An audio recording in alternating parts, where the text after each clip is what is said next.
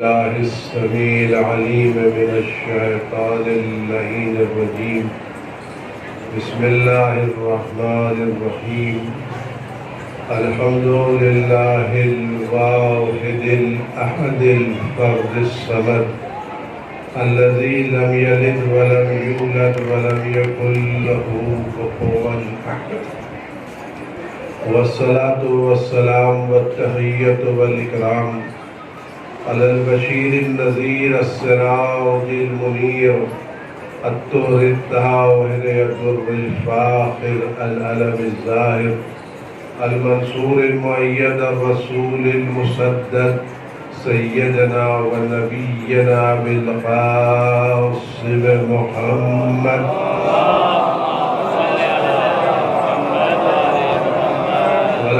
الطيبين الطاهرين المعصومين المظلومين الذين أذهب الله عنهم الرجس وطهرهم تطهيرا.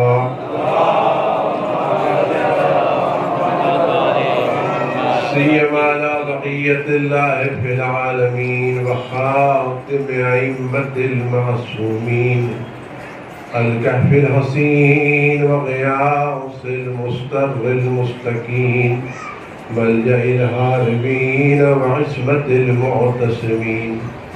أرواحنا وأرواح العالمين لترى بمقدمه فداه عجل الله تعالى فرجه الشريف.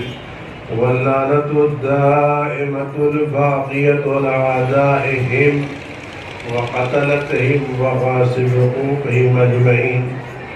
أما بعد فقد قال الله الحكيم في كتابه الكريم: أعوذ بالله السميع العليم من الشيطان الرجيم. بسم الله الرحمن الرحيم. ما خلقت الجن والإنس إلا ليعبدون. صلوات الله.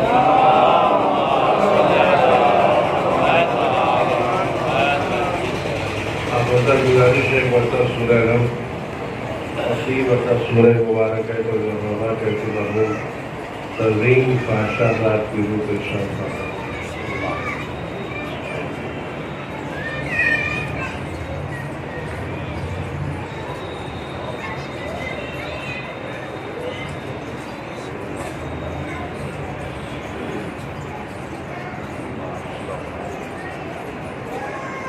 صلوات اللہ محمد وعلى اللهم صل على محمد وعلى محمد.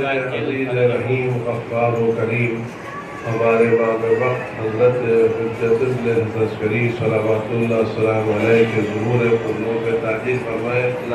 خرافت بلا سے کی حفاظت فرمائے کہ بند جو غم ولم کو وجود مقدس سے دور فرمائے اور اس بلا کو ساری دنیا سے اس خاص کر اہل بیت کے چاہنے والوں ہزاروں سے دور فرمائے اور ان چند لمحوں میں جو ذکر اہل بیت کی سعادت نصیب میں خدا توفیق دے کہ شیطانی وسوسوں سے اور نفس امارہ سے محفوظ رہتے ہوئے کچھ مفید باتیں زبان پر جاری ہو جائے.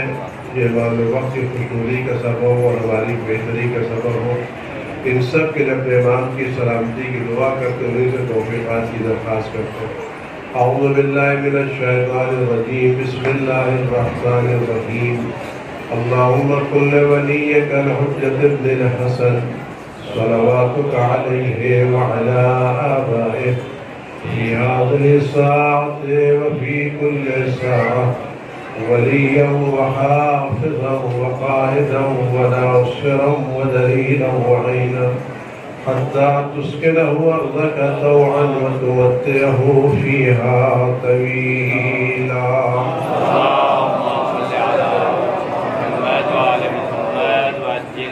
خدا کا ارشاد ہے کہ ہم نے انسانوں کو اور جناتوں کو صرف اپنی عبادت کے لیے پیدا کیا. عبادت بغیر معرفت کے نہیں ہو سکتی. سر جھکانا الگ مسئلہ ہے اور خدا کی خدائی کو قبول کر کے سر جھکانا الگ مسئلہ ہے. معرفت سب سے عظیم دولت ہے جو ہم حاصل کر سکتے ہیں. آج ہم جتنے بھی یہاں موجود ہیں سب یہ چاہتے ہیں کہ ہماری اولاد اپنے پیروں پر کھڑی ہو جائے اور اس دنیاوی زندگی میں جتنے دن رہے عزت کے ساتھ رہے، کسی کی محتاج نہ رہے۔ اس کے لیے ہم کرتے کیا ہیں؟ ہم اپنی مرضی سے صاحب اولاد تو نہیں ہو سکتے، لیکن جب اللہ اولاد کی نعمت دے دیتا ہے تو ہر باپ یہ چاہتا ہے کہ ہماری اولاد اپنے پیروں پر کھڑی ہو جائے اور کل مستقل ہو، کسی کے سامنے ہاتھ نہ پھیلائے، ایک عزت دار زندگی گزارے۔ اس کے لیے ہم کرتے کیا ہے؟ ہم اپنے بچے کو 2 سال سے 3 سال کی عمر سے اسکول میں داخل کرتے ہیں۔ ابھی اس بچے کو ضرورت نہیں ہے، ابھی تو اس کے سارے اخراجات باپ کے ذمہ ہیں،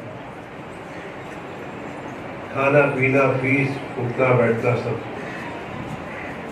یہ ضرورت کب پڑے گی؟ جب بچہ 25-30 برس کا ہو جائے گا، اس وقت تک اخراجات باپ کی ضرورت ہے۔ تو یہ جو ضرورت 25 سال کے بعد پڑے گی، اس کی تیاری والدین 25 سال کے بعد کرتے ہیں یا پہلے سے کرتے ہیں؟ یہ ذمہ داری کب سے شروع ہے؟ 25 سال دیکھا جائے گا یا ابھی سے؟ تو یہ جو 25 سال ہے یہ باپ کی ذمہ داری ہے۔ 23-24 سال محنت کرتا ہے، اب 25 سال کے بعد وہ کام میں لگتا ہے، کتنا زندہ رہے گا؟ 75 سال، 80 سال، یعنی 50 سے 60 سال زندہ رہے گا 25 سال کے بعد۔ تو یہ 50 سے 60 سال کی عزت دار زندگی کے لیے ہمیں 25 سال تیاری کرنا ہے۔ سبحان اللہ، سبحان اللہ۔ ایک دن میں کام نہیں ہوتا، یہ 50 سال عزت کے ساتھ گزار لے، اچھے منصب پر فائز ہو جائے، عزت دار زندگی گزارے، پڑھا لکھا کہلائے، تو یہ 50 سال کے لیے ہم کتنی محنت کرتے ہیں؟ 25 سال، یعنی 25 سال نتیجہ ہمیں جسٹ ڈبل ملتا ہے۔ تو اگر ہم 50 سال کے لیے 25 سال محنت کرتے ہیں، وقت لگاتے ہیں، سرمایہ لگاتے ہیں، والدین توجہ دیتے ہیں، بچوں کو چھوڑتے نہیں، خاص کر مائیں زیادہ توجہ دیتی بچوں کو۔ باپ تو گھر سے نکلا، آفس چلا گیا، ماں صبح سے اٹھتی ہے، پہلے باپ کو سجاتی ہے، تیار کرتی ہے، پھر بچوں کو تیار کرتی ہے، ان کا ٹفن بنانا، ان کا بستہ تیار کرنا، ان کے جوتے تیار کرنا، ان کا ڈریس تیار کرنا، ان کو اسکول بھیجنا، اسکول سے لے کے آنا، شام کو ان کے ساتھ ہوم ورک کرانا، یہ ساری ذمہ داری ماں کی ہوتی ہے۔ اور واقعی خدا بند عالم نے عورت میں وہ خصوصیت دی ہے کہ وہ پورے گھر کو مینج کر لیتی ہے۔ اللہ نے ایسا اس میں سافٹ ویئر رکھا ہے، یہ ان بلٹ سافٹ ویئر ہے، وہ جانتی ہے کہ شوہر کو کیسے ہینڈل کیا جائے، اس بگڑیل کو کیسے قابو میں رکھا جائے، بچوں سے کس لہجے میں بات کی جائے۔ وہ ایک وقت میں کئی لہجوں میں بات کر لیتی ہے۔ اگر گھر میں بزرگ ہے تو اسی ایک لہجے میں ان سے انداز الگ ہوتا ہے، یہ جی کہہ کے انداز الگ ہوتا ہے، تم کہہ کے انداز الگ ہوتا ہے، ایک لمحے میں اس کے کئی ٹون بدلتے ہیں سب کو وہ مینیج کر لیتی ہے اور گھر کو سجا کر کے رکھتی ہے اور اپنے بچے کو پروان چڑھاتی ہے تاکہ میرا بچہ پڑھ لکھ کر کے عزت دار زندگی گزار سکے. تو کتنی محنت کرنا پڑتی ہے؟ 25 سال وقت دینا پڑتا ہے، توجہ دینا پڑتی ہے، سرمایہ لگانا پڑتا ہے، اپنے پاس نہ ہو تو لون لینا پڑتا ہے، گروی رکھنا پڑتا ہے. تو آدمی 50 سال کے لیے 25 سال محنت کرتا ہے. لیکن یہاں ہمیں ہمیشہ جانا ہے. جس زندگی کی کوئی انتہا نہیں ہے، ہم اس کے لیے کتنی تیاری کرتے ہیں. دنیا فانی کے لیے 25 سال کی تیاری اور آخرت کے لیے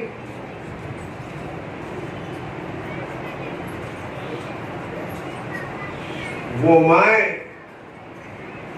جو اپنے بچوں کو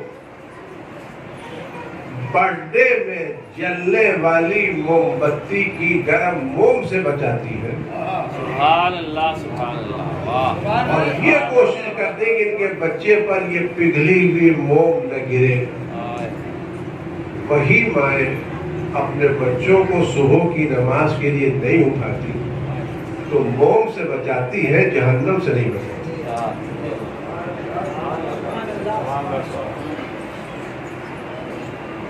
موم ان کے ہاتھوں کو اذیت نہ دے، لیکن صبح کی نماز قضا ہو جائے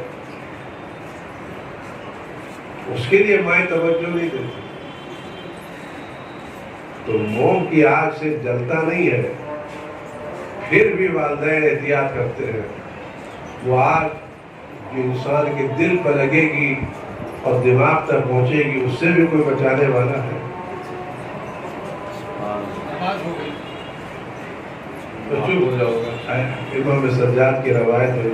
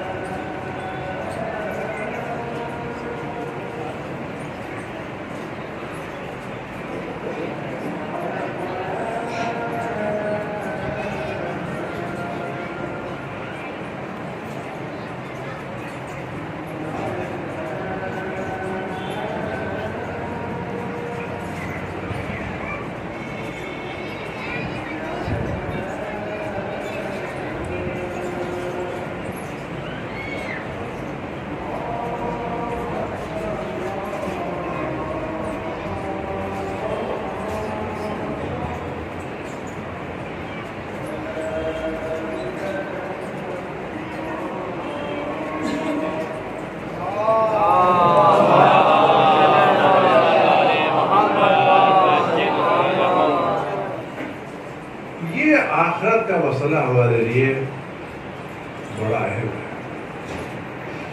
ہم کیا لے کے جائیں؟ سفر لمبا ہے تو راہ بھی ویسے ہی ہونا چاہیے. ہم نے اپنی زندگی میں جو کچھ حاصل کیا، ان میں کون سی چیز ہم اپنے ساتھ لے جانے والے ہیں؟ یہ گھر، یہ مکان، یہ دولت، یہ کرسی، یہ ہمارے ساتھ جانے والا ہے، یہ نکلنے والا ہے. یہ لباس سب چھوڑنے والا ہے. تو جانا کہاں ہے ہم کو؟ لمبے سفر. تیاری کیا کی ہے؟ چھوٹے سفر. تو جو تیار کیا وہ تو چھوڑ کے جانے والے ہیں, اور جہاں جانا ہے وہاں کچھ لے کے جا نہیں رہے. تو عقل مندی کیا ہے؟ عقل مند کون ہے؟ جو آدمی ٹرین کے سفر میں صبر کرے اور پوری چیزیں ٹرین کے سفر میں ڈبے میں بھر ڈالے, اور جب سفر تمام ہو تو خالی ہاتھ اترے. تو یہ عقل مند ہے. یہ جب اترے تو بھرے بھرے ہاتھوں سے اترے. عقل مند کون ہے؟ کہ پورے سفر کو آسانی سے گزرے, لیکن جہاں رہنا ہے وہاں خالی ہاتھ اتر رہا, کچھ اس کے پاس نہیں ہے. اور ہم جہاں جانے والے ہیں وہاں نہ ہوٹل ہے,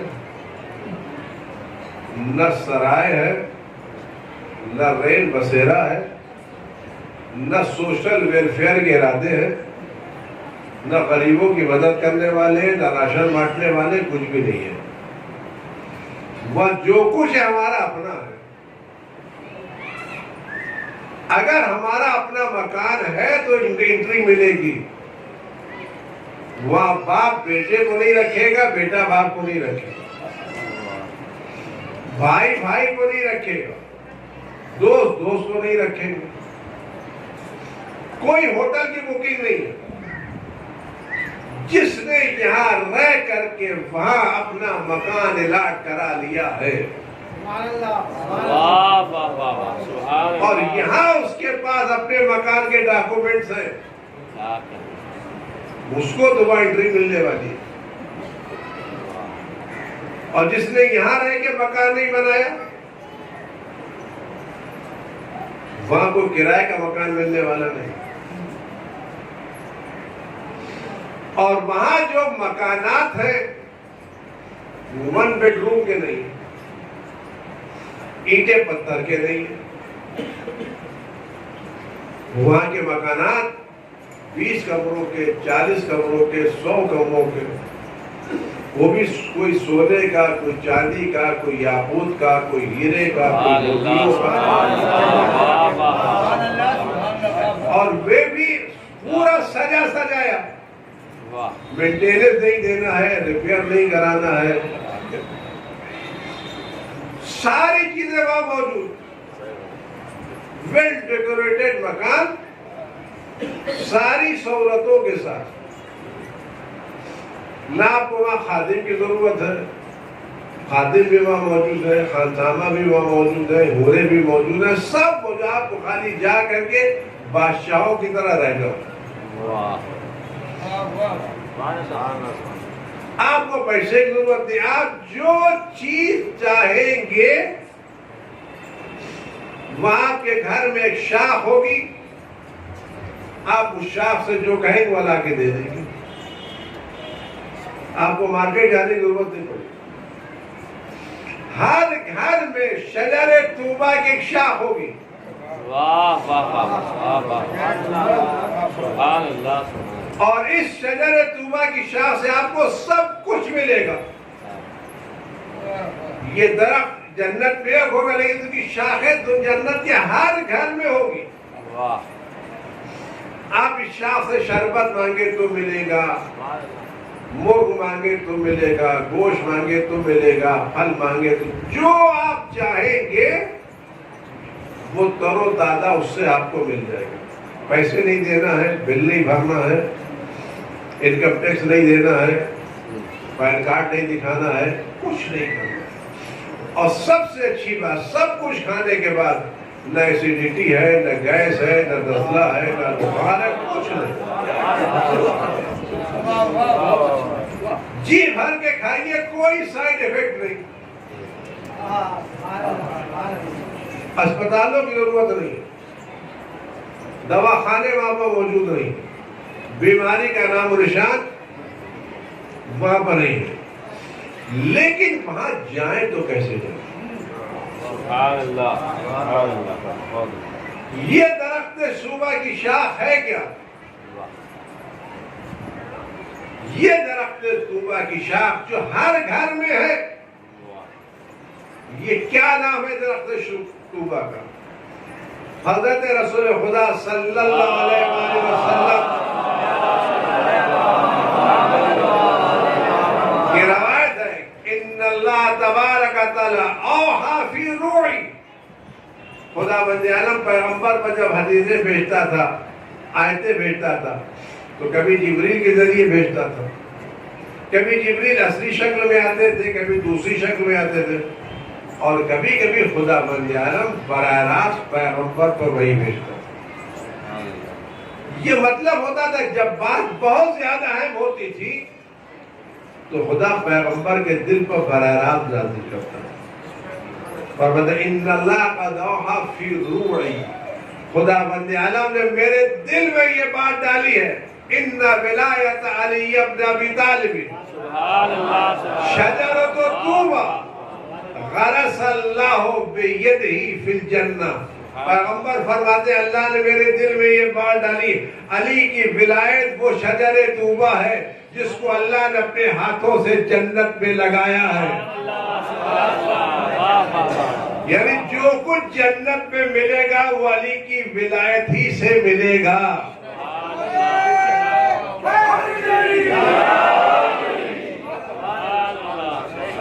علی کی ولایت ہے جس سے نعمتیں ملیں گی، اور اسی کے گھر میں یہ ولایت ہوگی جو دنیا میں اس درخت سے متاثر رہا ہو، جس کے دل میں اس دنیا میں یہ ولایت علی کا درخت ہوگا، اسی کے گھر میں جنت میں ولایت علی کی شاخ ہوگی۔ اور آپ دیکھ لیں آج جس کے پاس کیا ہے، اگر کسی کے پاس دولت ہے تو یہ دولت اس کو گھر تو دلا سکتی ہے، سکون نہیں دلا سکتی، یہ دولت دوا دلا سکتی، شفا نہیں دلا سکتی، یہ دولت عزت دلا سکتی ہے لیکن انسان میں شرافت نہیں دلا سکتی۔ لیکن علی کی ولایت وہ ہے جو بے گھر کو نیند دلاتی ہے، غریب کو شفا دلاتی ہے، ذلیل کو عزت عطا کرتی ہے، اور انسان کو باوقار بناتی ہے۔ یہ ولایت علی سب سے قیمتی چیز ہے، یہ معمولی چیز نہیں ہے۔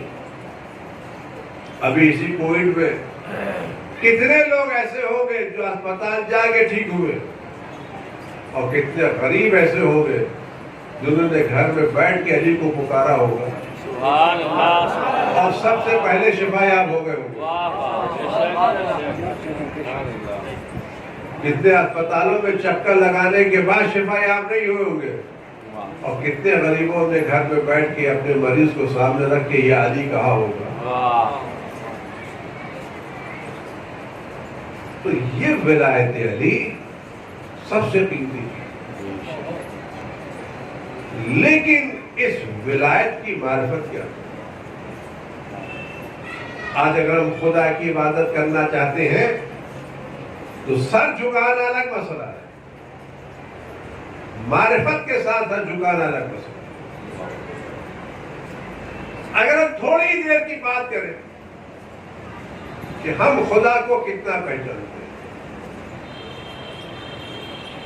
اگر آج ہمارے دل میں واقع معرفت الہی آ جائے، ہماری زندگی کا نقشہ بدل جائے۔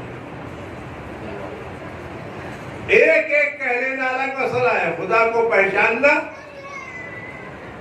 الگ مسئلہ ہے۔ اب آپ چھوٹی سی مثال ایک سلمان بھیجے محمد علیہ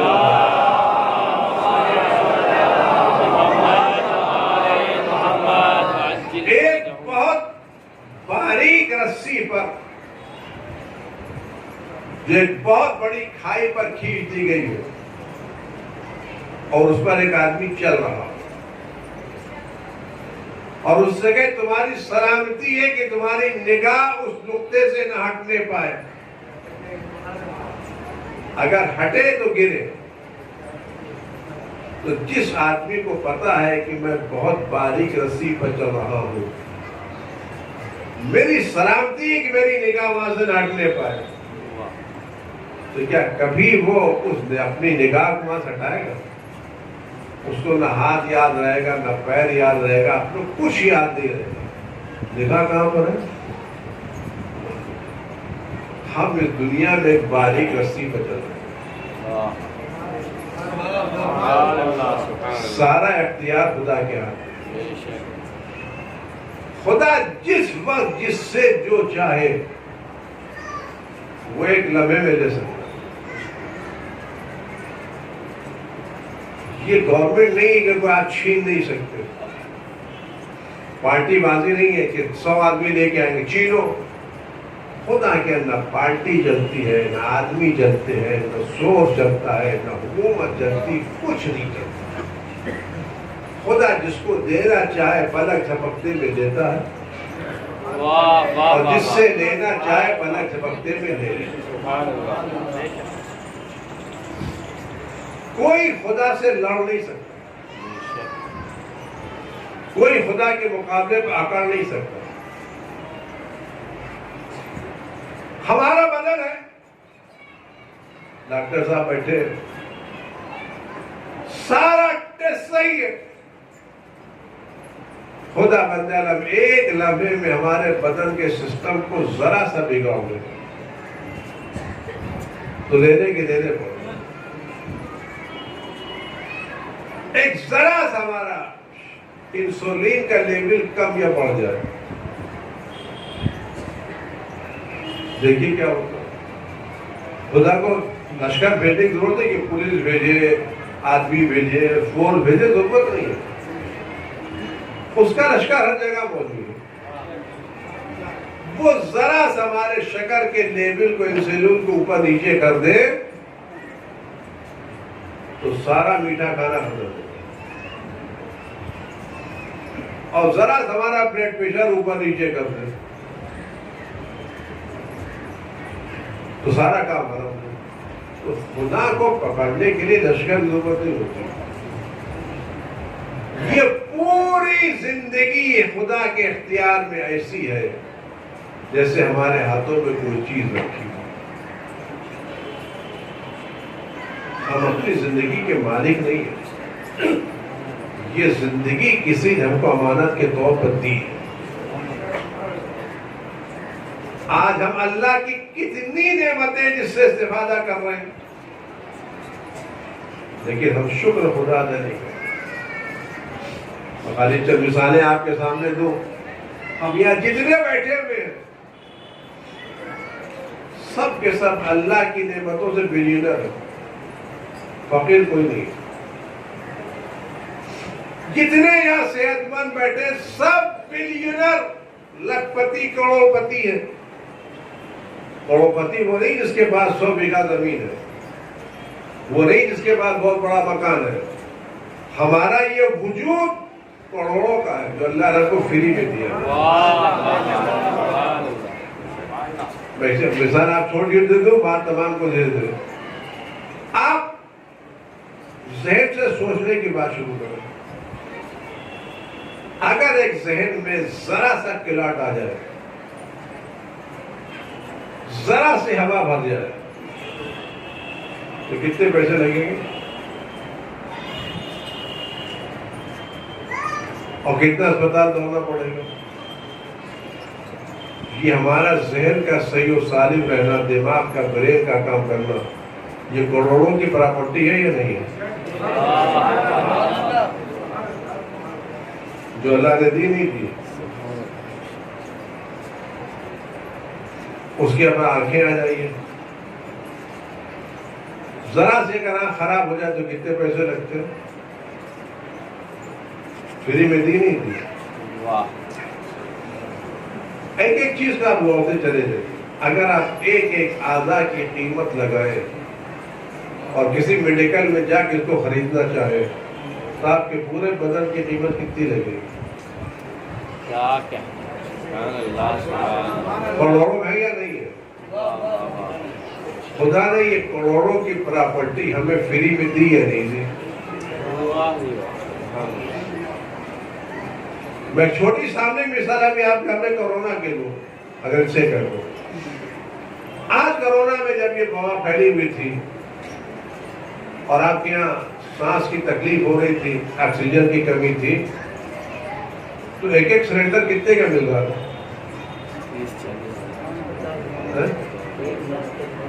1 لاکھ تک کا سلنڈر، اور 1 لاکھ کا سلنڈر کتنے دن چلتا تھا؟ 2 دن۔ تو 1 لاکھ کا سلنڈر 2 دن، 50,000 رکھ لیے، 10,000 رکھ لیے، تو اگر 1 مہینے کسی کو سلنڈر لگانا پڑا تو کتنے پیسے لگے؟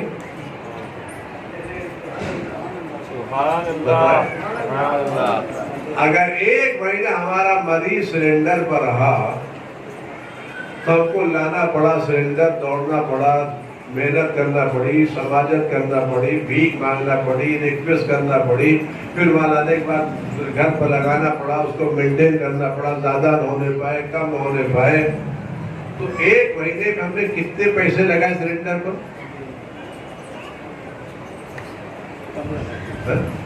15,000۔ اگر 1 مہینے میں 15 لاکھ لگائے، جب سے ہم پیدا ہوئے ہیں اب سے ہم جو فری میں اللہ کی آکسیجن لے رہے ہیں،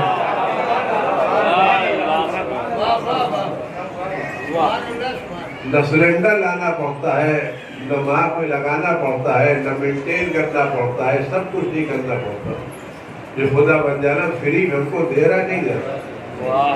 تو جس نے 1 مہینہ سلنڈر دیا، ہم زندگی بھر اس کا شکر ادا کرتے ہیں، جو زندگی بھر ہم کو فری میں آکسیجن دے رہا ہے۔ اور انسانوں کی بنائی ہوئی سلنڈر کی مشین آکسیجن سے بلیک فنگس ہوتے ہیں،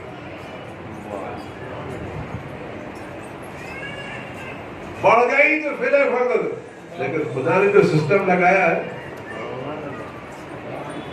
نہ اوور ہوتے ہیں، نہ کم ہوتے ہیں، نہ مینٹین کرنے کی ضرورت ہوتی ہے، اور خدا نے ہماری ہر سانس میں 2 چیزیں رکھی ہیں۔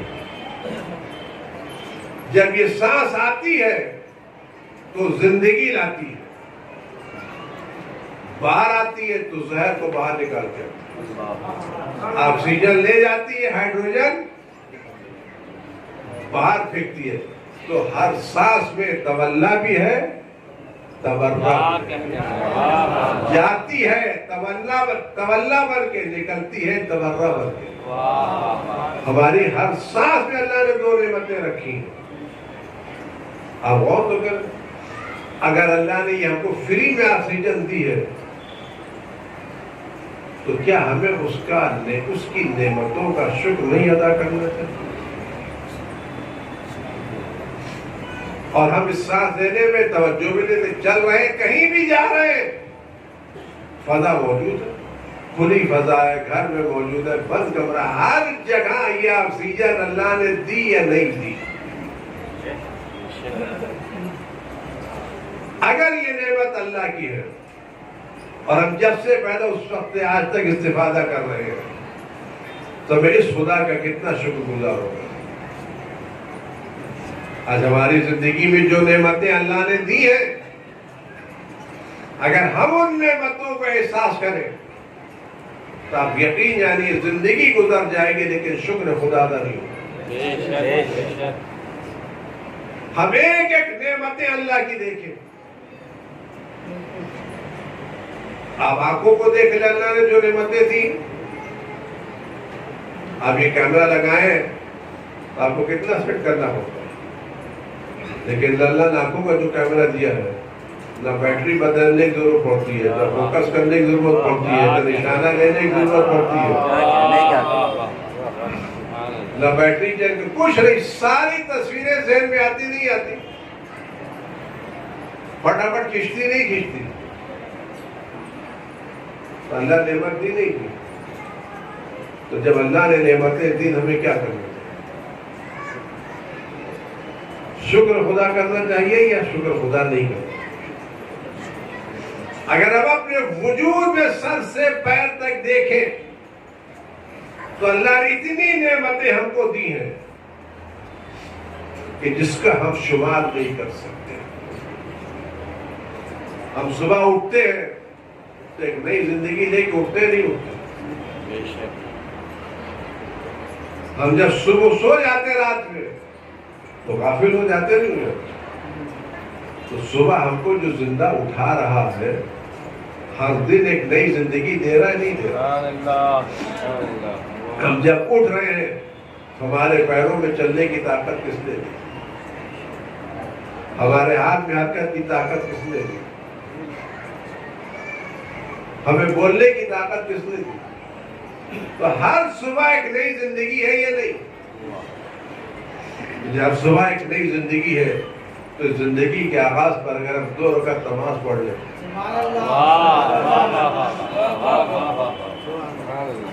تو ہم نے کون سا بڑا کام کیا؟ سب تو خدا دے رہا ہے. آج کورونا میں جب مسائل بھیڑے ہوئے ہیں اور نوکری چاکری کا مسئلہ لگا ہوا ہے، جب سے یہ بایو میٹرک کام شروع ہو گیا ہے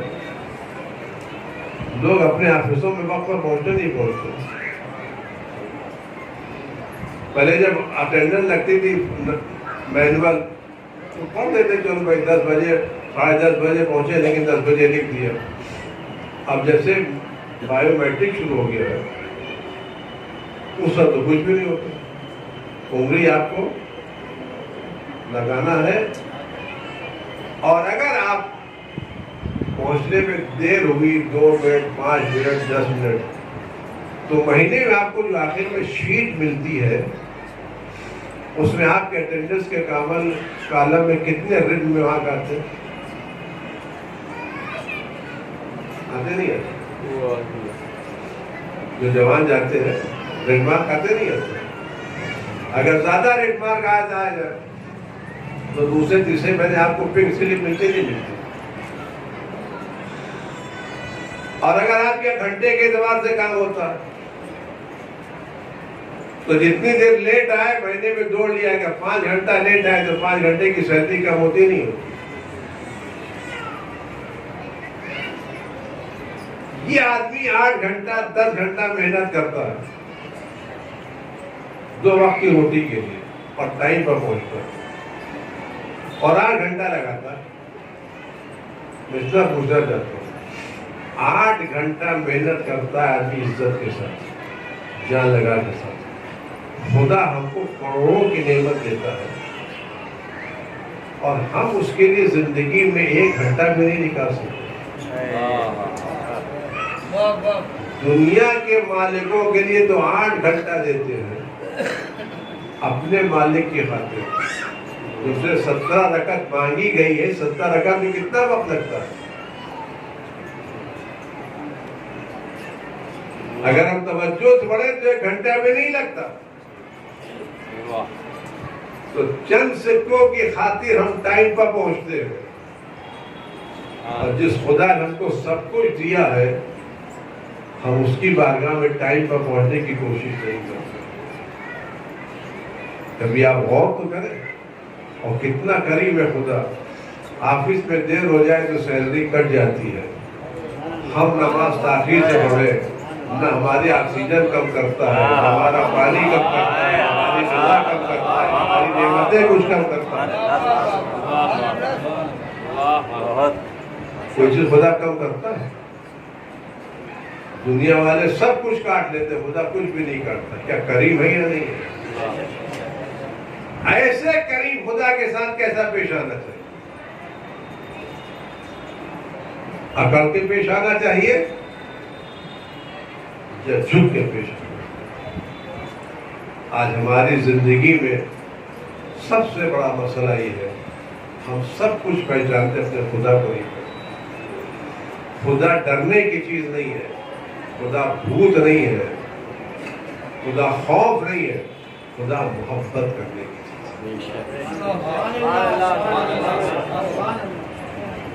اگر آپ ہم اپنی نعمتوں کو دیکھیں خدا نے ہمیں کیا دی ہے تو جتنی زیادہ ہمیں نعمتوں کا احساس ہوتا اتنا خدا کی محبت بڑھتی چلی جائے گی.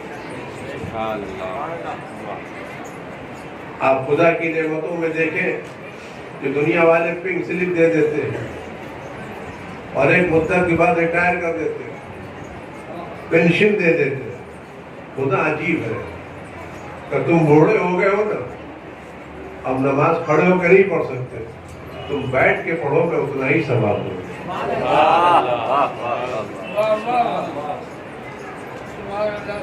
کل تمہاری آنکھیں تھی قرآن پڑھ سکتے تھے، دنیا میں آنکھیں ختم ہو جائیں تو آفس والے ریٹائر کر کے چلے جاؤ، خدا کہتا آنکھیں چلی جائیں جانے دو، آنکھیں چلی گئی، ہاتھ تو موجود ہے نا، وضو کر کے بیٹھ جاؤ، قرآن کو انگلی پھیرتے رہو، تمہیں ثواب اتنا ہی دیتے رہیں گے جتنا پڑھنے کا دیتے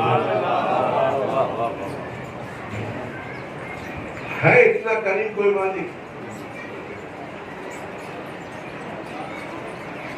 ہے، اتنا رحیم کوئی مالک جب رحم کرو۔ آپ دیکھو تو خدا کا رحم کتنا ہے۔ آپ ذرا سی باتیں کیجئے تو اخباروں میں چھپ جاتی، واٹس ایپ پہ آ جاتی، ہم زندگی بھر گناہیں کرتے رہتے ہیں، خدا کبھی ہم کو ذلیل نہیں کرتا، خدا کبھی ہمیں بے عزت نہیں کرتا، خدا ہمیں کبھی رسوا نہیں کرتا۔ تمام گناہوں کے باوجود وہ ستار ہے، غفار ہے، ہمیں قبول کرتا نہیں کرتا، اور کتنا قبول کرتا ہے سوچ بھی نہیں سکتے۔ کبھی آپ خدا کو دیکھیں تو صحیح، خدا ہے کیا؟ خدا ہمارے دل میں، خدا ہمارے وجود میں ہے۔ جو شخص خدا پر بھروسہ رکھتا ہے وہ دنیا والوں سے گھبراتا نہیں۔ آج آپ آگے خدا کی نعمتوں کو دیکھیں، خدا نے کتنی نعمتیں ہم کو دی، ہم سوچ بھی نہیں سکتے۔ آج بیمار پڑ جائے ڈاکٹر دوا دیتے کہ ماشاءاللہ ماشاءاللہ فلاں ڈاکٹر نے ہم کو صحت دے دی، صحت دے دی۔ کیا کہہ رہے ہیں ڈاکٹر صاحب؟ آپ ڈاکٹروں سے پوچھ لیجیے، دوائیں اسی وقت اثر کرتی ہے جب بدن دواؤں کو قبول کرتا ہے۔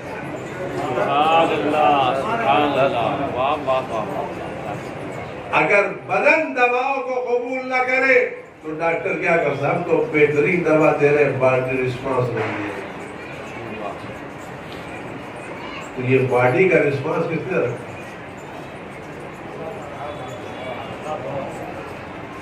یہاں سب جواب دے دیتے ہیں، وہاں کون ہے جو اس مردہ کو جان ڈال دیتا؟ آپ اس خدا کو تو دیکھیں، خدا ہمارے وجود میں ہے یا نہیں؟ اور خدا واقعی کتنا قریب ہے، واقعی قریب ہے خدا۔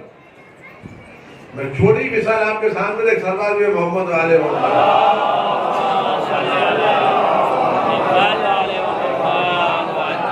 آج ہم سب کھانے پینے کے چکر میں دوڑتے رہتے ہیں، یہ کھا لو وہ پی لو، یہ کر لو وہ کر لو، حلال حرام جائز ناجائز کہیں سے ملے،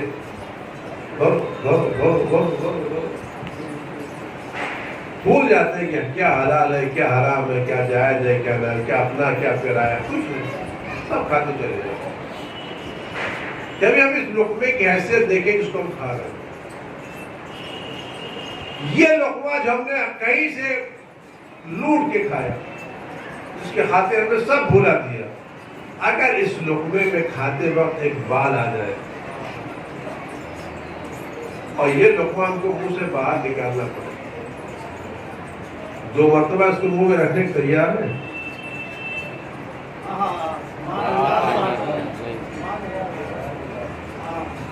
یہ جس کی خاطر ہم نے حلال حرام جائز ناجائز سب ختم کر دیے، اس میں ذرا سا بال آ جائے ہم کو منہ سے باہر نکالنا پڑے گا، کہ ہم 2 مرتبہ اس کو منہ میں رکھنے کے تیار ہیں؟ نہیں تھے۔ خدا کتنا قریب ہے، 1000 گناہوں کے باوجود، 1000 خطاؤں کے باوجود، 1000 عیب کے باوجود جب ہم اس کی بارگاہ میں آتے ہیں ہمیں رکھتا یا نہیں رکھتا؟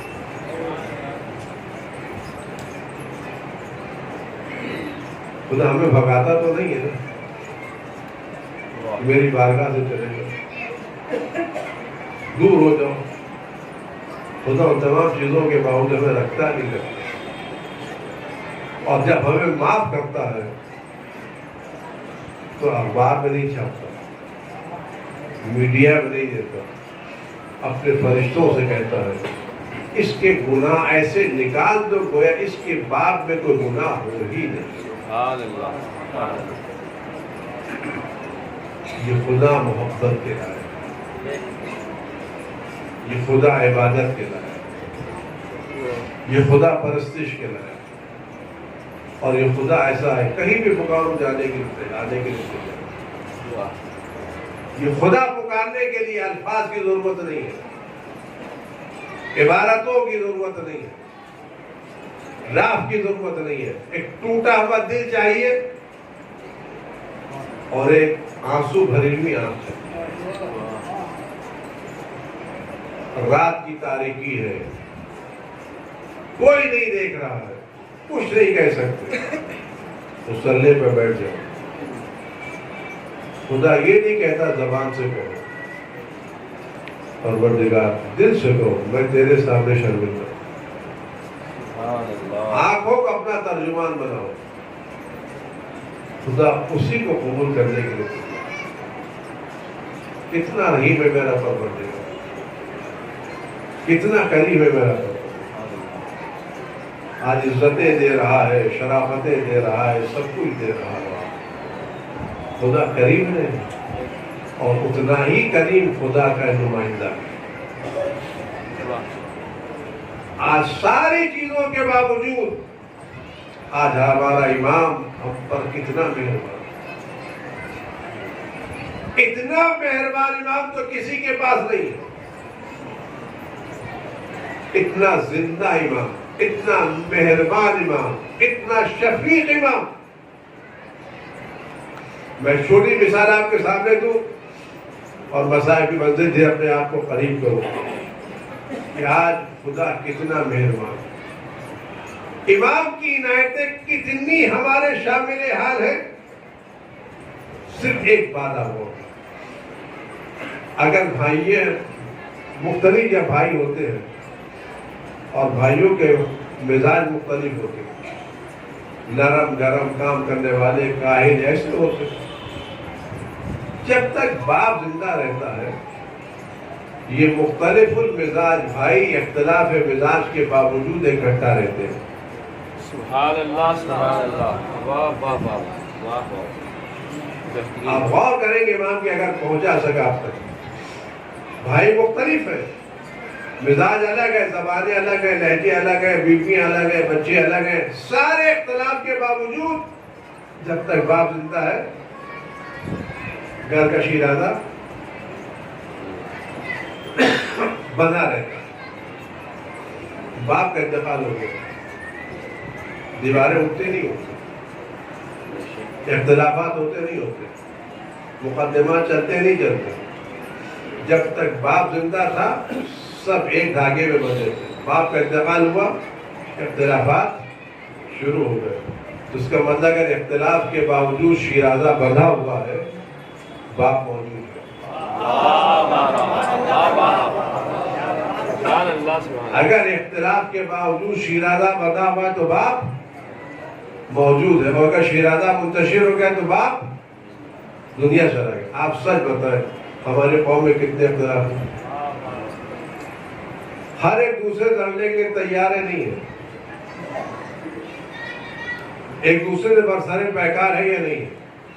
اس اختلاف کے باوجود ہمارا بعنوان قوم زندہ رہنا دلیل ہے کوئی باپ ہے جو ہم کو سنبھال کے رکھے ہوئے۔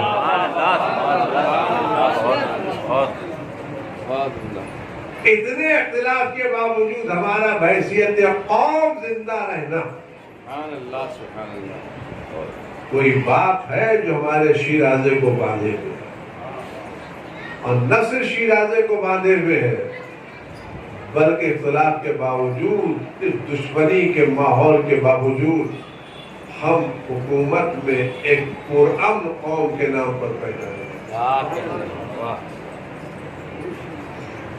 آپ کسی بھی پولیس چلے میں جائیے، اگر اس علاقے میں شیعہ ہیں تو آپ کو پولیس ریکارڈ پہ یہ پرامن قوم ملے گی، سبحان اللہ، یہ پیسفل قوم ملے گی۔ واہ، ہمارے پاس نہ ایم پی ہے، نہ منسٹر ہے، کچھ نہیں ہے،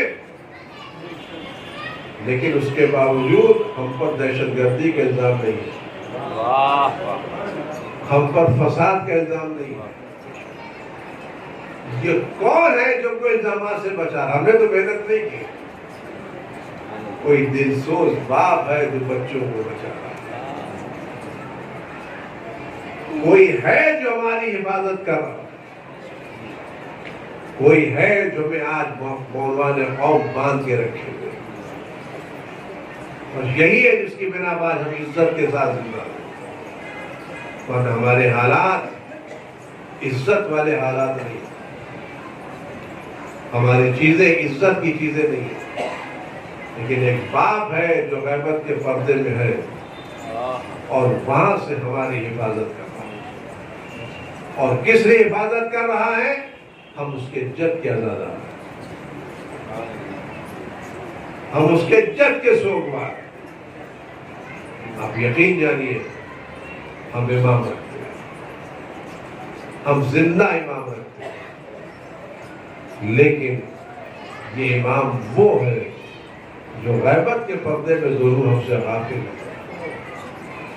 کیا کہنا اگر ہم اس امام کی طرف توجہ دیں، اور کبھی ایک بات میں آپ سے عرض کروں، یہ مجلس ہو رہی ہے تزئین پاشا صاحب کی، آپ یہاں تشریف لائے ہیں، جتنے آنے والے ہیں ان کے فضل کو غصہ دیں گے نہیں دیں گے؟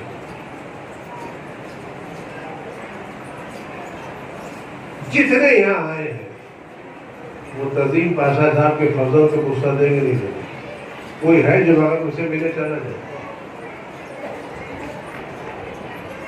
ان کے رشتہ داروں کو ملیں گے نہیں ملیں گے؟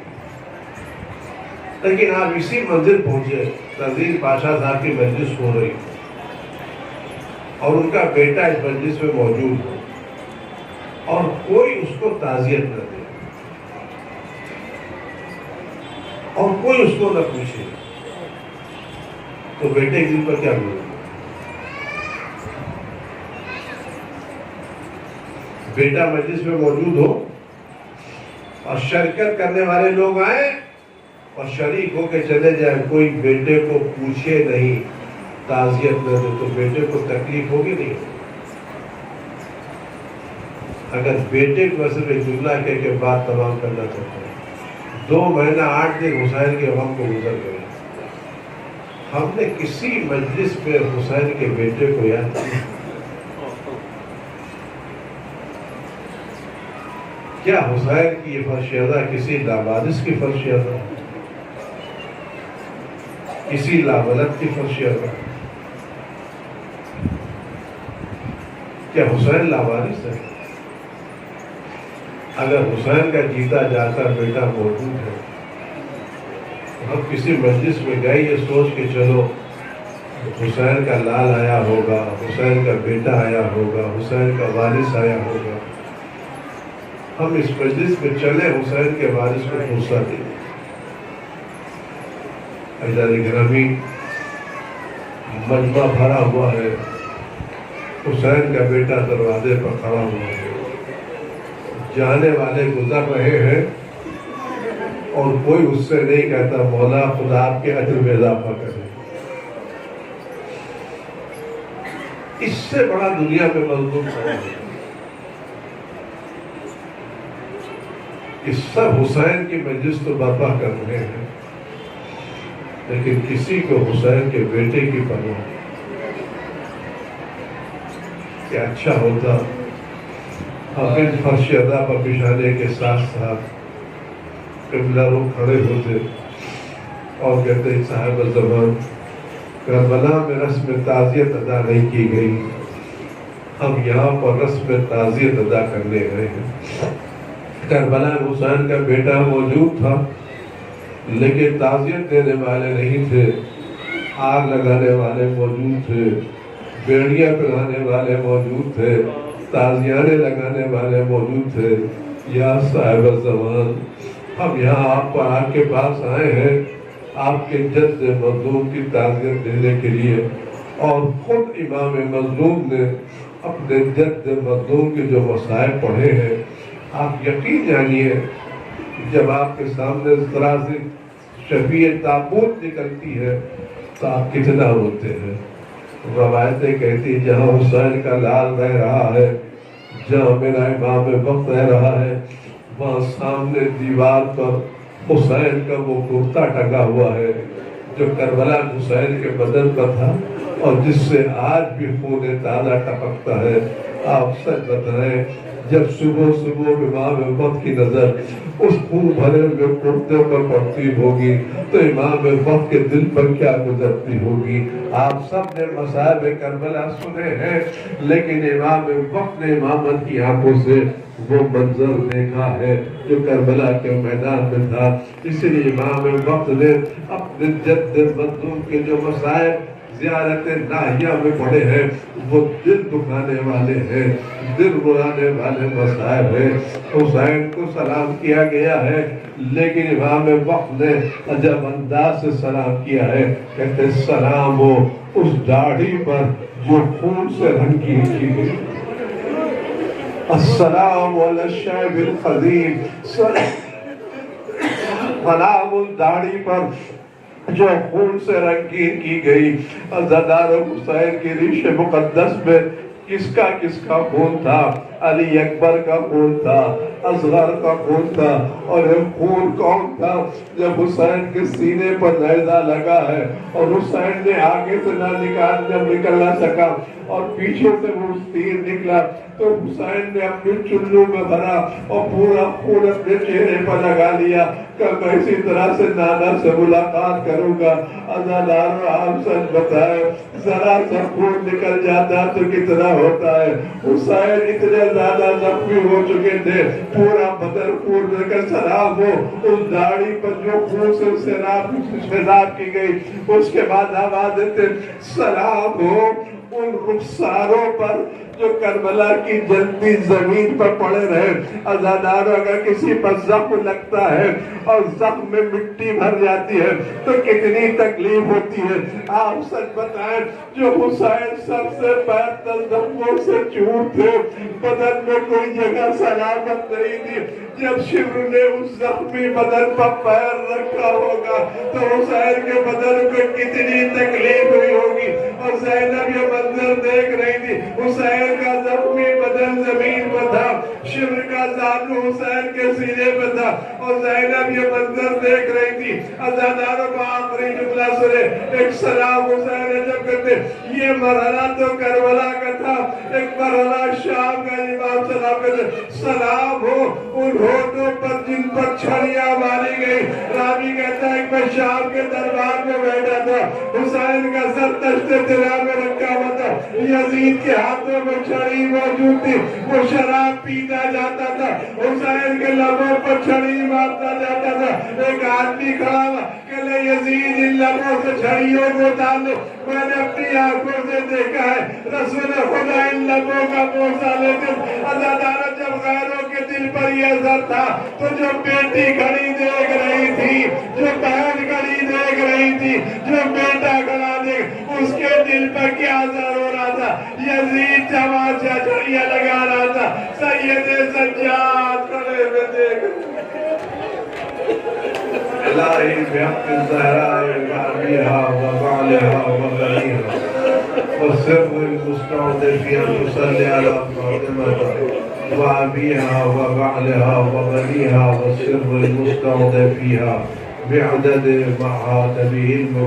پروردگار امام رس کے ظہور میں تاجیر فرما، رحمت برا ہمارے امام کی حفاظت فرما، اقرا کے رن جو غم علم کو وجود مقدس سے دور فرما۔ پروردگار اس بلا کو دنیا والوں حالبان کے چاہنے والوں سے دور فرما۔